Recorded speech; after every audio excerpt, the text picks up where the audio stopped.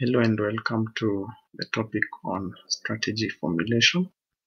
This is also a topic under the module strategic management.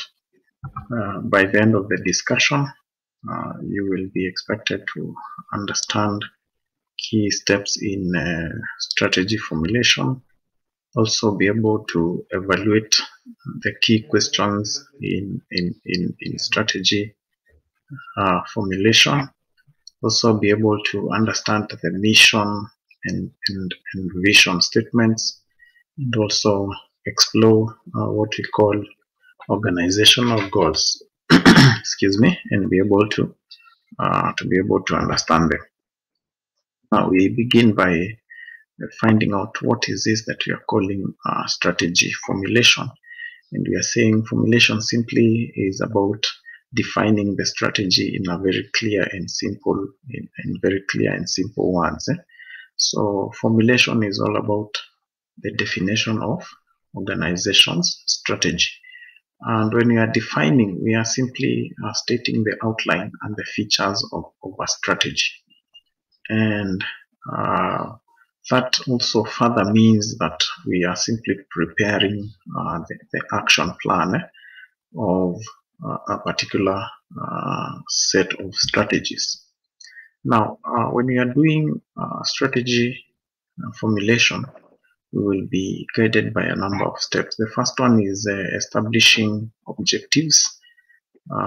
So this will involve us looking at the long-term objectives, and these objectives are definitely going to explain the reason on why we exist as a firm. So they are really important objectives to have as we formulate a strategy. And also we analyze the environment. We have just expounded that on our topic number 2. Look at our external environment, look at our internal environment. We have looked at various tools that we can adopt for that, pestle analysis, SWOT analysis. This environment, being the surrounding of the farm, will now help us as we formulate our strategy to stand guided by the kind of environment that we have been able to identify, and see how it's going to have an impact on our strategy, either positive or negative. And also, as we are analyzing the environment, we also look at the competitive environment. That is, of course, under the external environment. Then also we now fixed quantitative targets. So these targets could be, for example, in terms of profits. We can now be able to define it in terms of how many dollars we want to have made by the end of the year. That's very important in terms of quantitative targets. Remember, these targets, we can always review them in the process of the year, and we can be able to see how to improve them. The other one is the relating targets to divisional plans, and also the other one is to be able to do gap analysis. When we talk about divisional plans, we are simply identifying the contribution of each division or department in the organization. And once we do that, then we can be able to know what resources to allocate to what division. And finally, in step number 5, we do gap analysis. When we are doing gap analysis, we are simply looking at the gap between what we are planning, or the strategies that we are planning, and the desired performance, or the desired place where we want to be. So that's very important discussion. Now, when we are doing strategy formulation, we have a number of things that we do. And number 1 is developing a vision and a mission statement. We will be clarifying that in our next few slides, what they mean and how do we formulate them. Then after that, we need to identify organizational external opportunities and threats. Remember that one, we are using the method that we said, SWOT analysis. And also be able, number 3, identify internal strengths and weaknesses. So that we can be able to do within the organization. What are our best things that we do? And then also establish long-term objectives of the organization. And then once we generate, once we establish these long-term objectives, now we can be able to generate alternative strategies.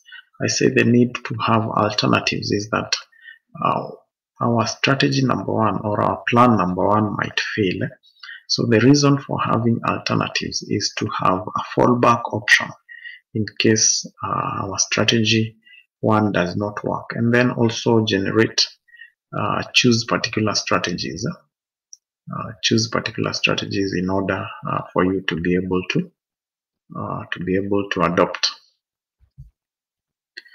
Now we have important questions that we ask ourselves when we are doing strategy formulation, and very importantly is what new business do we enter. We can be able to ask ourselves that maybe we have new opportunities that we need to explore. So we ask ourselves that question. Then what business do we abandon? Having done SWOT analysis, we can get an opportunity to see, for example, what is our product that is not doing very well. Maybe is it the high time we abandon the manufacturing of that product? Probably the kind of inputs that we are putting into the product are not being realized in terms of profit. So we ask our question, what business to abandon? Or maybe we have invested in different product lines. So we look at which product line is not effective enough. Then we can be able to sort or make a decision to abandon. The other one is how to allocate resources to attain goals and targets. So we have a set number of resources in terms of financial resources, in terms of human resources. This question is important to enable us understand how we are going to distribute these resources. The other one is whether to expand existing production capacity or diversify. So we can be able to ask that. Of course, that is also a question that can be answered by the research that we have done in the market. What are the customers giving in terms of feedback? Do we need to diversify, or we need to tone down in terms of growth, like we mentioned on the stability strategy?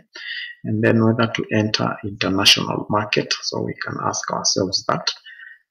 We can look at the aspects of the international market that favor us. Maybe we have less import tariffs and licenses that are favorable. We can be able maybe to consider entering that market, and whether to merge or form a joint venture. So the discussions around mergers and joint ventures have become major, or what we refer to as amalgamation. So we can be able to look at our business model and be able to ask ourselves a question. Is it going to work when we merge, or we can continue to operate on our own and still be able to realize the benefits? Now, like we said, we have vision statements, and it is very important for every organization to have vision statements. And we are saying is a challenging and imaginative picture of the future role and objectives of an organization, significantly going beyond its current environment and competitive position. So simply, vision statements are simply statements that tell us where an organization intends to be in future. And it is very important for all of us, all the organizations, to have this vision statement.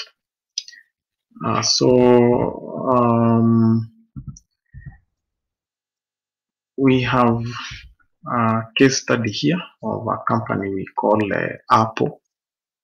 This is a vision statement for Apple company, and this is what they say in their vision statement, that they intend to make the best products on earth and leave the world better than they found it or we found it. When we are talking about we here, like I've said, we are referring to Apple company. So this is a very interesting vision statement. And I believe even as we craft vision statements, then it should be this kind of a vision statement that is even motivating, even for employees, that I am in this company and the vision of this company is to be able to make the best of products on earth and leave the world better than we found it. Now, characteristics of vision statements. Number one, it must be clearly communicable. That means easily understandable to all. So you can see the vision statement that we have just read there for Apple company. It is very easy to understand. It is not lengthy. So the other one, it must be graphic. That means it must paint a picture of the kind of company the management is trying to create. You can see once you read this particular vision statement here, it simply creates a picture of how can we leave the world a better place. What kind of gadgets can we produce that are going to enable us leave the world a better place? So graphic. Once we read any vision statement, it can now take us to the level of understanding what we need to do. The other one is that it must be directional, should show a company's journey or destination. That's very, very important. And also it must be feasible. It should be achievable in due course of time. We have the characteristics of vision statements. Continuation, that it must be focused, must provide managers with guidance in making decisions. It must be appealing to the long-term interest of stakeholders. So when we talk about stakeholders, there are those people that have an interest in the organization. It could be customers, it could be organizational shareholders, and all of them must get to understand that the vision should be able to appeal to them in terms of even them putting even more investment into the farm because the vision is really highlighting on where we intend to be. And the other one, and finally on the characteristics, is that it must be flexible. And by that we mean that a good vision statement should be able to allow a company's future path to change as events unfold and circumstances are able to change. Now, vision statements are important, and they are important because number one, they provide a basis for performance. So with the vision statements, we are able to know what level of performance are we going to put ourselves into. And also through it, we can understand the core values of the business. It can be a major method of communicating. You have seen what we have just talked about in regards to Apple company. The other one is it should be a desirable challenge. So it should challenge the players, the employees, to be better versions of themselves and live up to the set vision statement. And also, finally, vision statements are important because they help organizations to prepare for the future. They have an eye into the future, and through that we can be able to move forward and understand what we need to do.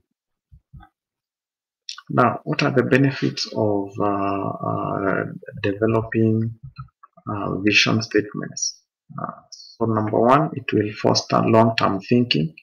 So it is going to put us into the idea of thinking long-term on where we want to be. like that statement of leaving the earth better than we found it, then now we can sit down and look at the strategies that we can be able to adopt so that we leave the earth better than we found it. That simply means to be able to make impact into our customers, into our shareholders, and so on and so forth. And the other one is creates a sense of purpose in the organization. The other one is it helps determine a firm's performance standards. That's very, very important. And also, it helps attract the right human resource or the right personnel into the organization to be able now to ensure that the organization realizes the set vision statement. Another very, very important statement in the organization is the mission statement. And we are saying this kind of statement is going to clarify why a firm exists. And also, through reading the mission statement, we can be able to understand the nature of business that that firm is doing and the customers that it seeks to serve. So when we talk about a mission statement, it simply talks about us now. Remember, the vision is talking about the future. The mission statement is stating us what are we doing currently as an organization. And the mission statement of Apple company is to bring the best user experience to customers through hardware, software, and other services. When you read that particular mission statement, you can, once you hear hardware and software, you definitely know that this, even without so much information about Apple company, you can be able to find out that this is a company that manufactures a certain kind of electronics, because they are talking about hardwares and softwares. So that is what we mean by saying a mission statement will simply explain what a firm is doing currently. Now, why is it important for us to be able to develop mission statements? The first one is that it is going to ensure unity of purpose within the organization. So we will have to be able to enjoy a single direction, all of us take a single direction or a specific direction that is going to take us to the next level. So we are united towards a particular direction. That is what we call in the 14 Principles of Management by Henry Fayol as the unity of direction. We have a direction that we are all headed to because of having a good mission statement. The other one is that it is going to ensure proper allocation of organizational resources. So once we have crafted a very nice mission statement, like the one that we have just talked about, hardwares and softwares, we need now to put resources in terms of ensuring that what we have stated in our mission statement has been achieved. So resources could be financial resources. How can we develop the best hardware? It could be also human resources. We need the right and the best personnel to be able to ensure that these resources are achieved. And the other one is individuals are able to identify the organization's purpose and direction.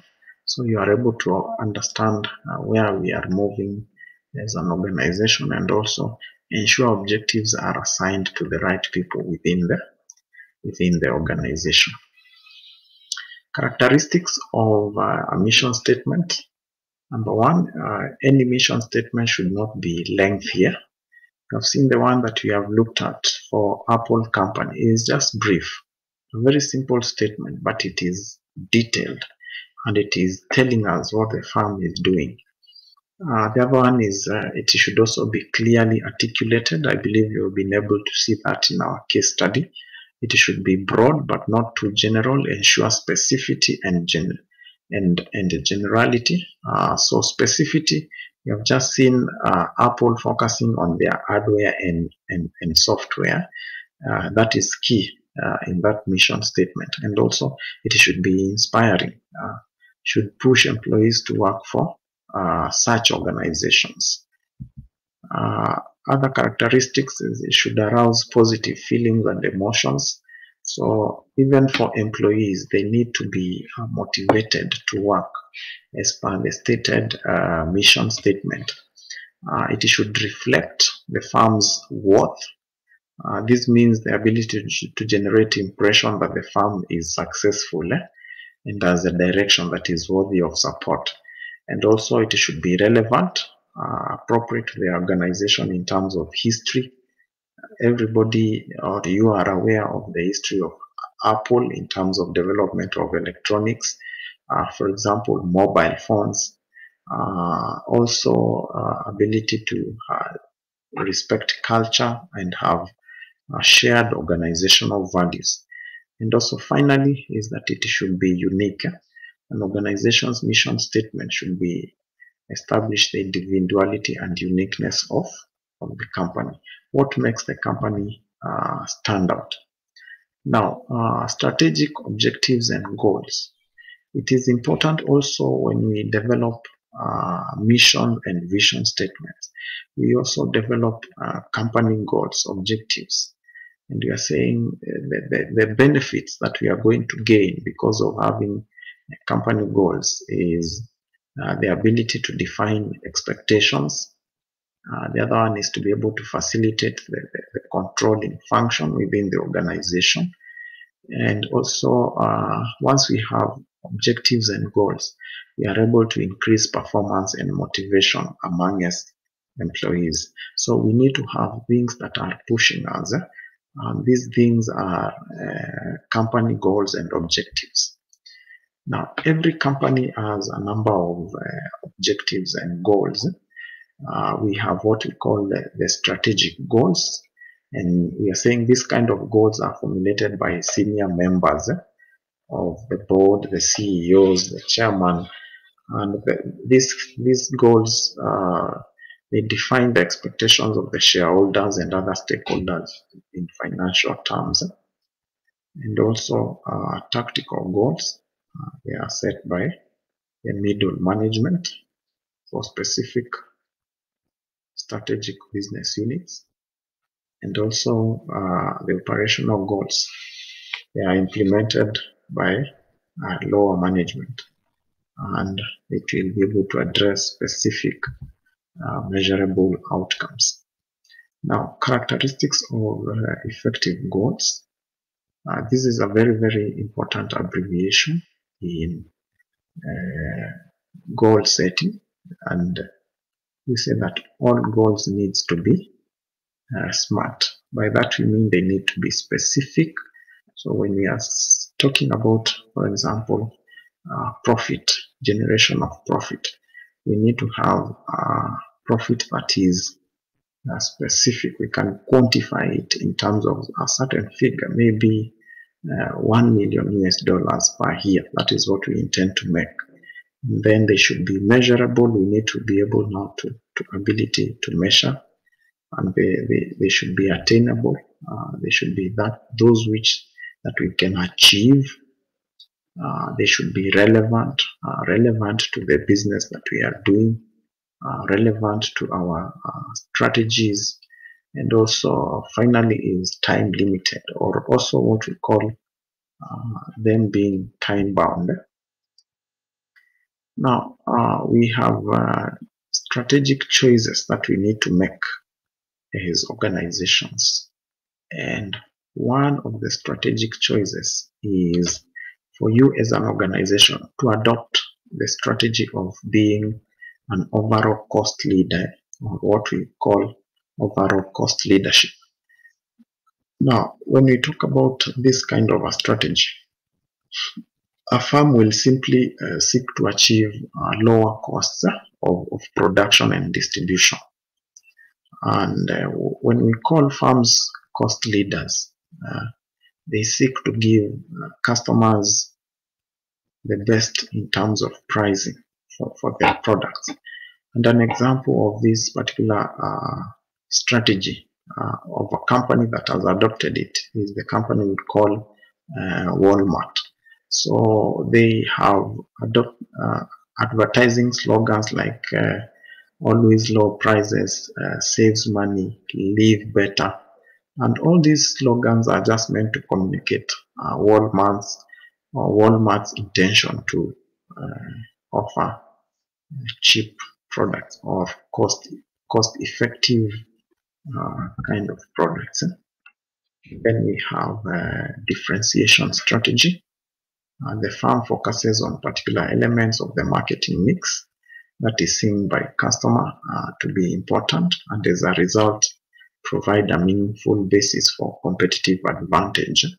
So it could be a firm. Let's take for example a candy company or candy manufacturing company. They would focus on differentiation strategy by ensuring that they give customers specific taste for their products. And the key focus of differentiation strategy for firms and companies is them creating a highly differentiated product line, products that are able to stand out from the rest. If we talk about the best electronic items, maybe televisions, in a discussion of people, you will hear them mention a particular product. Let's say, for example, LG.